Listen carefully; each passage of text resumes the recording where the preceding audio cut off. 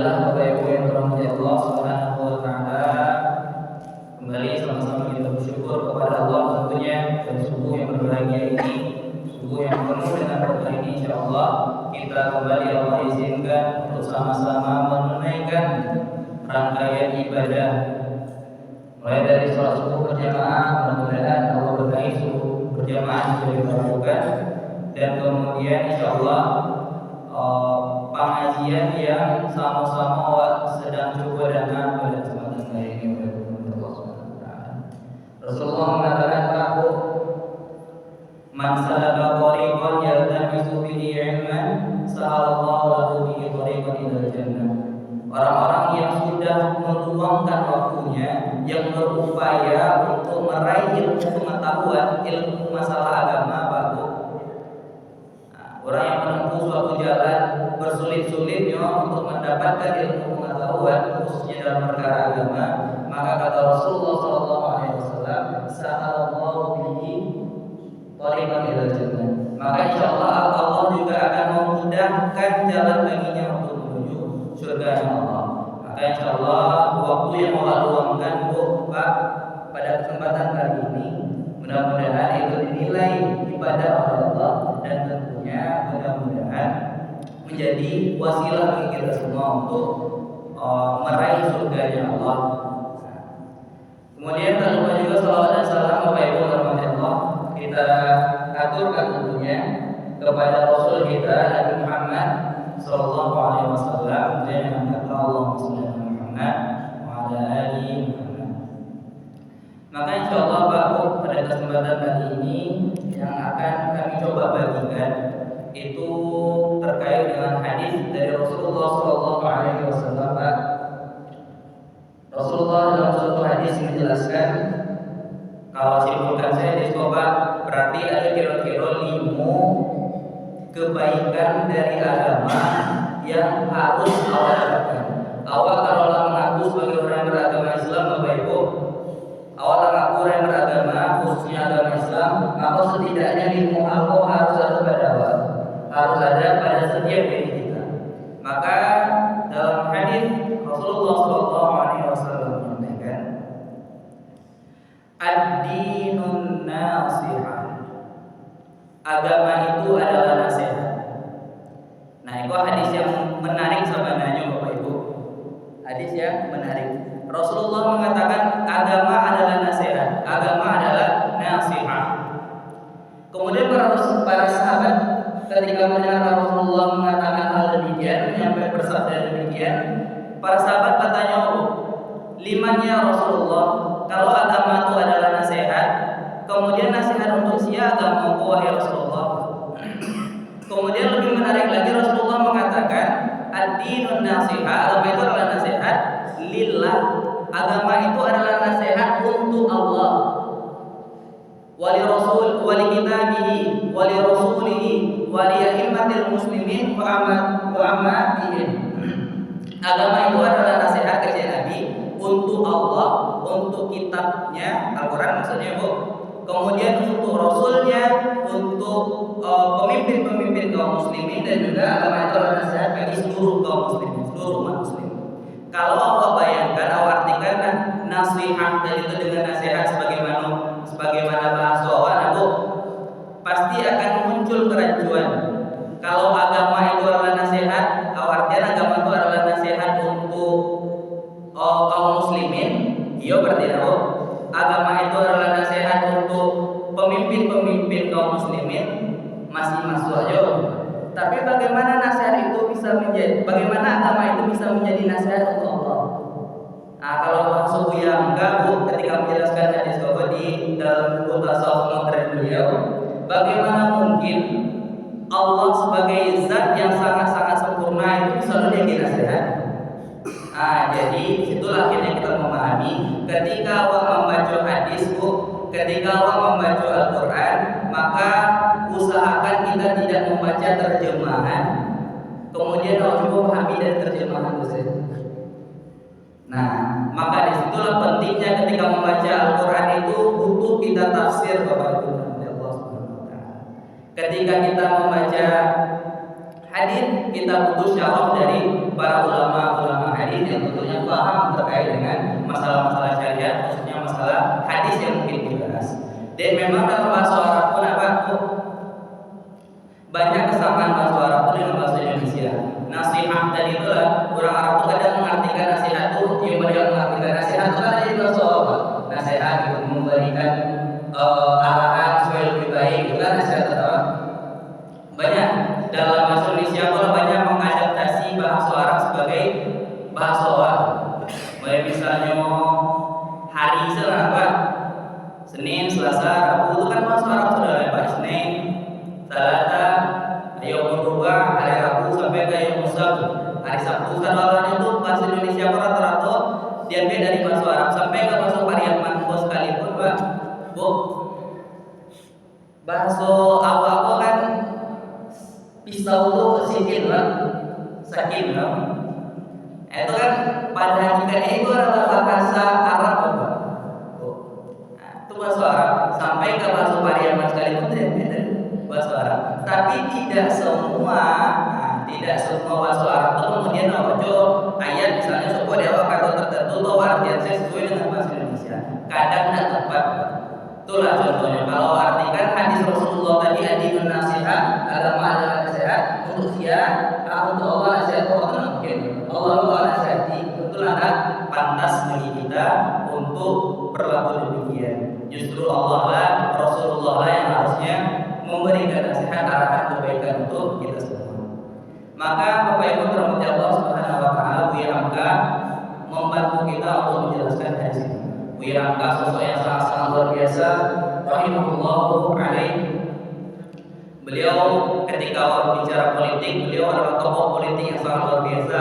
Ketika berbicara soal sastra, Pak, Buya Hamka adalah tokoh sastra yang sangat luar biasa. Ketika berbicara masalah aktivis organisasi, beliau adalah tokoh Muhammadiyah yang sangat-sangat luar biasa loh. Ketika berbicara masalah tafsir, berjilid-jilid beliau menciptakan tafsir Al-Azhar yang tentunya sudah cukup untuk menisbatkan beliau sebagai mufassir ulama aktivis politik lengkap saudaranya ini Buya Hamka tadi, dan beliau adalah ulama yang berasal dari Minangkabau. Itu berharga banget dari beliau. Dan Buya Hamka tadi Pak menjelaskan hadis tadi itu yang dimaksudkan ad-dinun nasihat tadi itu adalah bukan nasihat sebagaimana bahasa Bapak, tapi yang dimaksudkan dengan nasihat di sana itu adalah maksudnya ikhlas. Nah, jadi ketika dikatakan agama adalah nasihat, untuk siapa nasihat itu wahai Rasulullah? Apa yang maksudkan dengan nasihat itu adalah dijelaskan oleh Buya Hamka. Nasihat itu diartikan dengan ikhlas. Maka dapat kita artikan yang pertama Pak, ketika awal menjadi orang yang beragama dulu, awal harus menjadi orang yang ikhlas dalam beragama. Pertama lillah, kepada Allah. Awal ikhlas beragama kepada Allah itu yubana ketika beribadah itu yubana untuk Allah Pak. Awal ketika membenci sesuatu untuk Allah, awal mencintai sesuatu itu karena Allah. Sadalahnya dalam hidup awal itu awal orientasikan karena Allah lillah, dan lakukan semuanya itu dengan ikhlas. Kalau lah itu yang awal kerajuan Pak, awal beribadah itu tidak tercampur dengan ria. Nah, kalau ria Pak akan menghabiskan amalan Pak. Sholat awal tapi lakukan sholat awal itu dengan ria Pak. Bersedekah awal tapi bersedekah itu dengan ria. Ria itu kan senang dia dicari orang lain, senang mendapatkan pujian. Maka ketika itu sudah kita lakukan dalam ibadah kita campurkan ibadah yang kita lakukan itu dengan ria, maka akan hangus amalan. Dan bahaya ria tadi itu, orang yang ria apa kata Rasulullah, man ro'a Allahu bihi. Orang yang tak biasa untuk mencari-carian amalnya itu nyoba sedekah sampai ke orang, misalnya sholatnya itu gara-gara ingin dilihat oleh orang lain saja, orang sering untuk memperlihatkan amalannya tadi ke orang lain, maka Allah juga akan memperlihatkan aib-aibnya kepada orang lain sebagaimana yang memamerkan kepada aib itu nanti akan dipamerkan. Maka ada ruang dalam agama kita Bapak Ibu untuk beribadah kepada Allah itu kecuali dengan ikhlas. Itu juga yang dikatakan oleh Allah dalam surah Al-Bayyinah, Wa ma umiru illa liya'budullaha mukhlishina lahuddin. Wa ma umiru illa liya'budullah. Kalian tuh tidak diperintahkan untuk beribadah kepada Allah mukhlishina lahuddin. Kalian tak beribadah tak masalah. Tidak ada Allah tuh tidak maksudnya kok kalian tak akan memilih untuk beribadah ya Allah tak masalah. Tapi kalau kalian sudah melakukan ibadah tersebut, lakukanlah dengan mukhlishina lahuddin. Ibadah ikhlas kalian. Maka disinilah kita pahami bahwa yang pertama itu adalah wajibnya kita ikhlas dalam beribadah dan ikhlas dalam menjadi hambanya Allah. Ikhlas bahwa menjadi hambanya Allah dan taat kepada Allah itu dalam keadaan ikhlas, tidak tercampur dengan kesyirikan kita. Dan yang kemudian kebaikan dari agama tadi, agama itu akan menjadi nasihat, menjadi kebaikan bagi kita ketika kita juga sudah ikhlas kepada wali kita bihi kata Rasulullah, kepada kitabnya Allah. Kitab Allah itu adalah Al-Quran, yang menjadi pedoman hidup kita, yang akan menunjukkan ini bahwa ada mujizat ada Pak. Awal umat akhir zaman Pak Rasulullah wafat, awal yang bisa sebutnya Nabi itu. Mujizat yang kalau ada Nabi bisa saja itu. Kalau umatnya Nabi Musa itu masih bisa akan di jalan di surah Al-Baqarah itu umat itu dia kesempatan untuk melihat cahayanya Allah. Nah, bisa langsung orang tuh yakin kalau Allah itu ada. Kalau pada zaman kini kok akhir-akhir Pak, mujizat itu tidak boleh. Fenomena-fenomena yang di luar nalar itu tidak boleh. Baca rawa yakin kalau Allah itu yang mana ada. Baca rawa yakin kalau Rasulullah dan agama Islam itu adalah agama yang paling benar, kecuali mujizat yang tinggal. Al-Quran yang ditinggalkan oleh Rasulullah SAW dan Allah sendiri yang menurunkannya secara mutawatir. Sebab itu terhadap Allah Subhanahu Wa Taala, Al-Quran itu mana pedoman dalam hidup Bapak. Dan sekedar itu Rasulullah banyak sekali memotivasi awak dalam berbagai hadis untuk menjadi orang yang hendaknya membaca Al-Quran. Karena kalau ia berbicara soal keselamatan dunia dan akhirat, tidak ada Pak, tidak ada cari itu selain awak membaca Al-Quran. Itu adalah pedoman awak. Rasulullah memotivasi man qara'a Al-Quran, atau di hadis lain Rasulullah SAW bersabda, "Iqra'ul Quran fa innahu ya'ti yaumil qiyamah syafi'an li ashabi."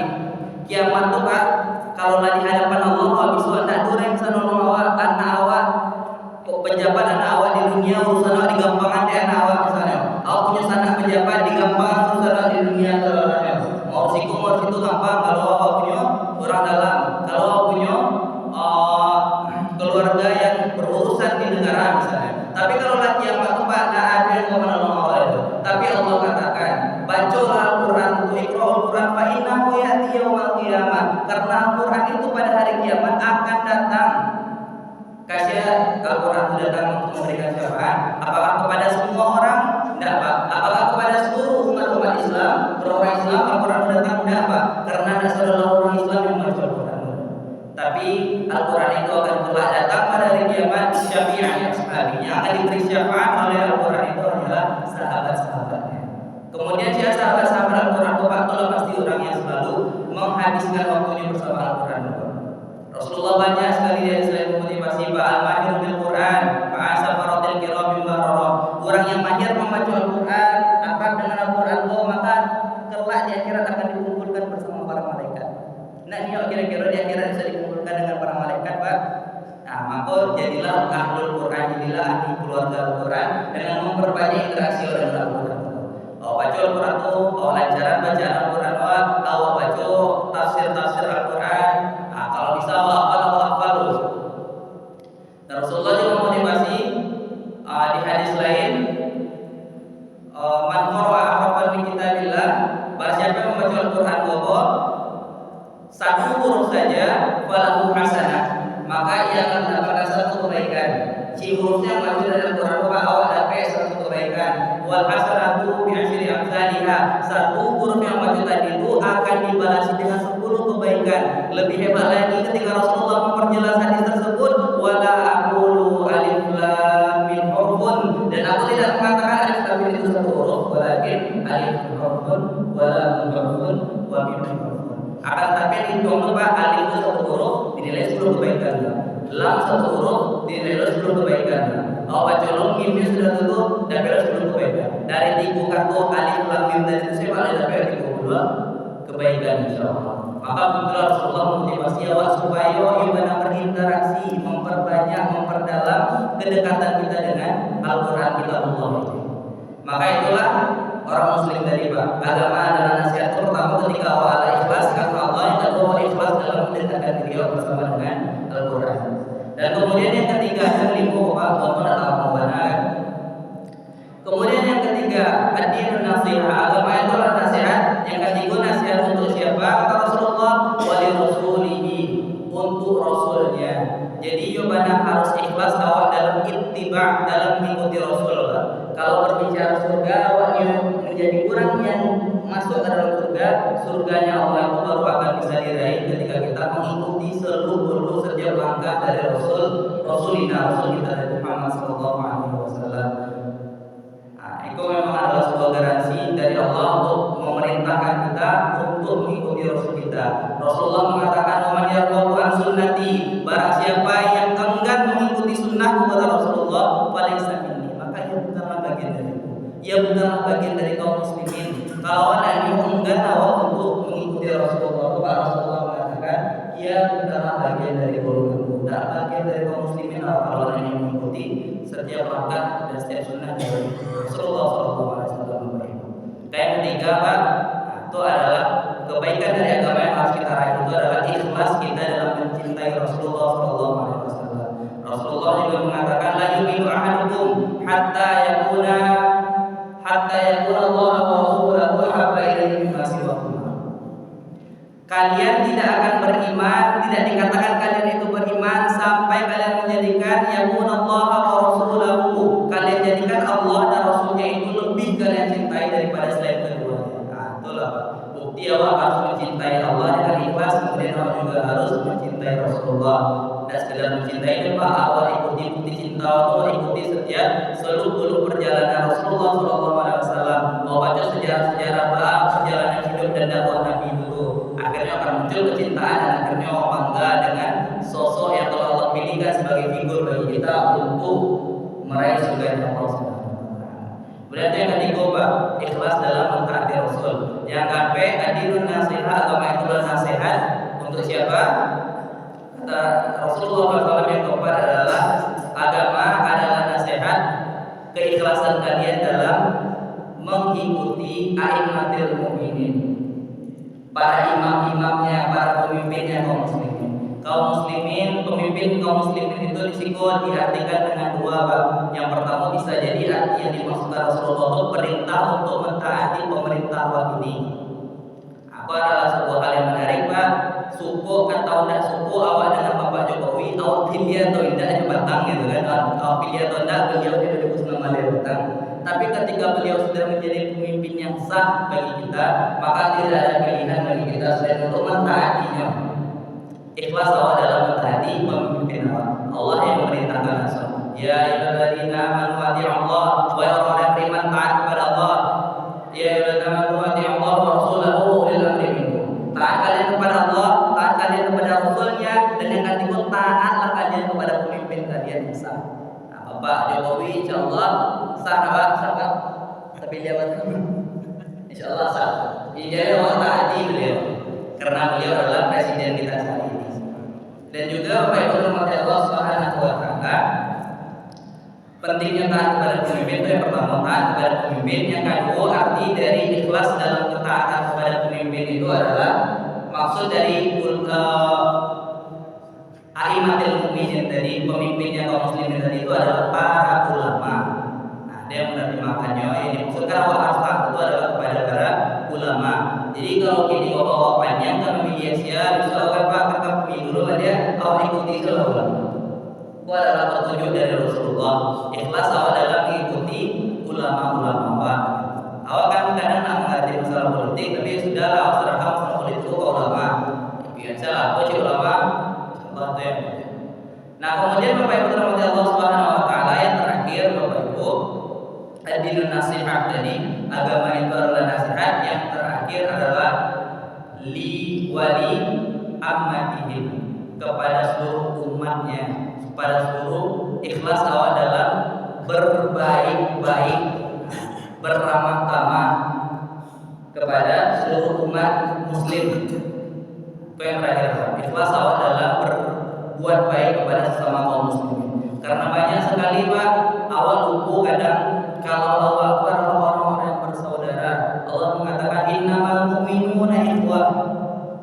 Kalian itu ketika sudah menjadi seorang yang muslim, kalian itu adalah orang yang bersaudara Pak. Awal itu adalah menjadi orang yang dipersaudarakan oleh Islam ketika awal sudah mengaku sebagai orang yang beragama Islam itu Pak. Banyak hadis dari Rasulullah yang menjelaskan al-mu'min li akhihi al-mu'minun kal bunyan. Orang-orang yang beriman itu adalah sebagaimana bangunan yang kokoh, yashuddu ba'duhum ba'da, saling menguatkan satu sama lain. Atau Allah Rasulullah perumpamakan kaum muslimin itu baik jalan Pak. Jadi justru awak tahu saudara awak sama muslim, tapi awak orang pertama menjatuhkannya. Nah, kan banyak kasus yang begitu Pak. Awak dalam bertetangga, awak tahu tetangga awak muslim gitu, dan dia awak berhusnuzon terlebih dahulu ke saudara awak tuh, tapi justru awak yang menyebarkan aib-aibnya lah dan lain sebagainya. Itu kan tadi ikhlas berarti dalam beragama, khususnya kepada seluruh umat muslim. Kalau benar dalam beragama, apa di antara benar awak dalam agama itu ikhlas awak dalam berbuat kebaikan kepada sesama saudara kita. Banyak dari Rasulullah yang mengatakan la yu'minu ahadukum, kalian tidak dikatakan beriman hatta yuhibba li akhihi, sampai kalian itu mencintai saudara kalian ma yuhibbu li nafsihi, sebagaimana kalian mencintai diri kalian sendiri. Awak suruh misalnya Pak makan sesuatu, awak suruh lo kalau tetangga makan apa yang awak suruh. Awak misalnya tak suruh digaduh apa, awak misalnya punya ladang, punya sawah, tak suruh awak ladang sawah awak itu dicabui rumput dia orang, dicabui padi dia orang yang lewat, tak suruh apa matang itu dilewati, dia masih basah misalnya kok. Karena ada suku yang terbawa punya sawah, matangnya lalu tariannya ada, atau orang ada itu kan ada suku ada Pak. Kalau awak ada suku barang-barang awak digaduh orang, setidaknya awak cegah tangan awak dari rusak apa ya ada pada saudara-saudara kita. Karena kalau ada suku akan sesuatu, jangan awak lakukan sesuatu tersebut kepada saudara kita. Kalau awak suku akan sesuatu, awak ingin saudara-saudara awak merasakan apa yang kita sukai. Nah, itu adalah bukti keikhlasan. Terakhir dalam tasawuf modern tadi ketika membahas ini Pak, ada sebuah kisah yang menarik dari hadis dalam sebuah athar seorang sahabat Rasulullah Pak bernama Jarir bin Abdullah.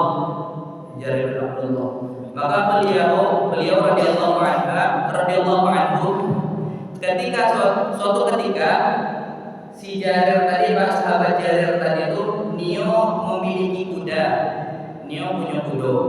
Makanya suruhnya lah anggotanya, suruh karyawannya, orang yang tinggalnya untuk mencari kuda, tolong cariin kuda.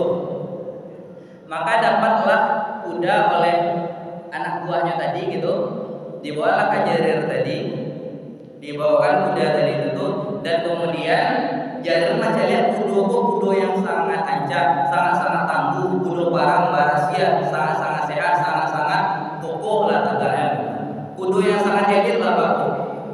Tapi kemudian pas ditanya ada Jarir kok barang balinya tadi kok kita Jarir kan, ke anak buahnya yang membeli tadi itu, kok 300 dirham. 300 dirham dapat kuda bantu apa? Ikoko kuda yang sangat sehat mungkin dihargai 300 juta, lampau murah kalau dihargai 300 dirham. Balik apa kasih itu balik Jarir. Pailah Jarir tadi dengan anak buahnya tadi, bawaannya tadi membawa kuda tadi, ketemuinya yang menjual tadi, dan yang menjual tadi itu adalah seorang muslim. Nah, ketika ditanya, engkau menjual ini 300 dirham? Iya. Engkau sepertinya orang yang mengerti kuda doa Jarir. Ambo walilah kuda ini 500 dirham. Soalnya haragonya itu adalah harago kuda yang berharga 500 dirham. Nah, itu orang itu canggah saya. Ada dulu orang yang mampu, tapi mampu itu kan ya kade. Dan itulah kualitas orang muslim Anda. Awak bebas aja, itu pada minggu petang kami sampaikan sesuai dengan kajian kita Pak tentang hal-hal yang diharapkan oleh Allah. Di antara minggu petang kami sampaikan, awak kadang kalau mampu kok dapat tak labunya kan labu oleh modal kok dapat tak cekik orang. Berarti mampu barang yang kau beli. Jangan kau labu orang lain. Kok dapat tak modal ya. Orang dari modal mampu. Tapi Jarir ini ketika mengetahui kualitas kuda tadi itu Pak nyobanya 500 dirham sampai akhirnya nyoba di kuda itu dengan harga 800 dirham. ketika ditanya, mengapa engkau mau membeli harga kuda segitu padahal awalnya engkau mendapatkan harga yang sangat murah 300 dirham, maka tiba-tiba engkau datang ke dia dan engkau justru membayar lebih mahal 400 dirham. Maka beliau mengatakan, aku ketika masuk Islam, Jarir itu sebelumnya agamanya Nasrani, maknya sahabat yang berada di Madinah, Jarir bin Abdullah. Maka beliau mengatakan alasan beliau jauh-jauh datang ke dia untuk memelihara harga kuda dengan harga yang lebih mahal adalah karena ketika aku masuk Islam, aku sudah berjanji kepada Rasulullah ketika aku akan berbicara, ketika aku akan berbuat, aku akan melakukan sesuatu dan aku akan berbicara dengan jujur. Di antara sifat jujur itu adalah ikhlas kita kepada sesama saudara kita. Kalau memang ikut sesuatu yang baik, awak kan kalau mengalir Pak, kalau misalnya bertransaksi, awak kan tak nyurimaan deh orang. Jadi itu loh kalau bisa dalam perniagaan. Awak kalau misalnya bajunya lebih murah, kalau maju kalau bisa awak dulu. Jangan awak terlalu berlebihan dalam mematuhi harga oleh kepada sesama kaum muslimin. Maka itulah insyaallah kajian kita pada hari ini Bapak Ibu teman-teman Allah Subhanahu wa taala, ad-dinun nasihah, kata Rasulullah, agama itu adalah nasihat untuk siapa? Untuk siapa keikhlasan itu harus kita berikan dalam kehidupan ini. Yang pertama ikhlas dalam beribadah kepada Allah billah, yang kedua wali kita ikhlas awal dalam membaca, berinteraksi dan mendalami makna-makna Al-Qur'an. Yang ketiga wali Rasul ini kita juga harus ikhlas dalam mentaati Rasulullah. Yang keempat kita harus ikhlas dalam mengikuti ulama dan pemimpin kita. Dan yang terakhir adalah agama itu akan menjadi nasihat bagi kita ketika kita sudah bisa ikhlas kepada saudara-saudara kita sesama muslim khususnya. Maka mudah-mudahan apa yang disampaikan menjadi pelajaran Bapak Ibu bagi diri kami terlebih dahulu tentunya dan bagi kita semua yang hadir pada kesempatan kali ini. Mudah-mudahan Allah berkahi kita semua. Mari kita tutup dengan mengucapkan hamdalah.